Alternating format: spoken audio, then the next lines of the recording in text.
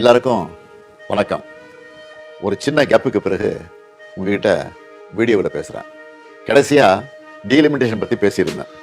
அதை தொடர்ந்து எலெக்ஷன்லாம் நடந்து முடிஞ்சிருச்சு, ரிசல்ட்டும் வந்துச்சு.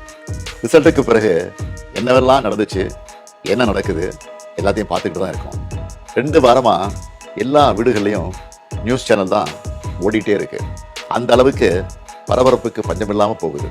2026 தேர்தல் முடிவுகளை எடுத்துக்கிட்டா திமுக ஒரு பெரிய பின்னடைவை சந்திச்சிருக்கு. அதை நாம் ஏற்றுக்கிட்டு தான் ஆகணும். இது நிச்சயமாக நாம் எதிர்பார்த்த ரிசல்ட் இல்லை. இதுக்கு அவர் காரணம் இவர் காரணம்னு யாரும் யார் மேலேயும் பழி போடாதீங்க. தலைவராக இந்த தோல்விக்கு நானே பொறுப்பேற்றுக்கிறேன். வெற்றி கிடைக்கும் போது எனக்கு தான் அந்த கிரெடிட் வந்து சேருது. அப்போ தோல்வி அடையும் போதும் அந்த பழியை நான் தான் ஏற்றுக்கணும். அதுதான் ஒரு நல்ல தலைவருக்கான இலக்கணம். சரி, தோத்துட்டோம், அதுக்கு நான் அதையே நினச்சிக்கிட்டு முடங்கிட மாட்டேன். உடனே அப்டேட் ஆகி மீண்டு வருவேன்.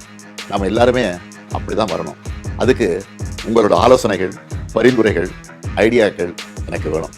எலெக்ஷனாக இருந்தாலும் கரெக்ஷனாக இருந்தாலும் உங்ககிட்ட தான் வந்தாகணும். மக்கள் தான் எல்லாம். இந்த தேர்தல் முடிவுகளுக்கு என்ன காரணம்?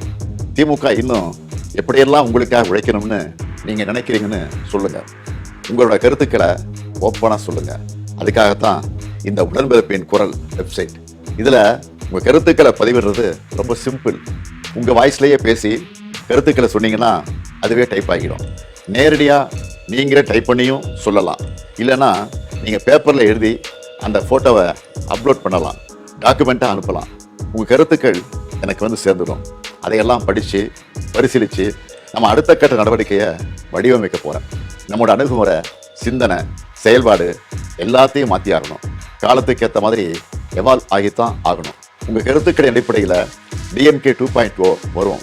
கட்சியோட எல்லா லெவல்லையும் தேவையான மாற்றங்களை செய்ய போகிறேன். இதனால் அடுத்த 100 ஆண்டுகளுக்கும் இந்த இயக்கம் உயிர்ப்போடு இயங்கும், உங்களுக்காக இயங்கும். உடன்பிறப்பே, நீங்கள் சொல்லுங்கள், நான் கேட்குறேன்.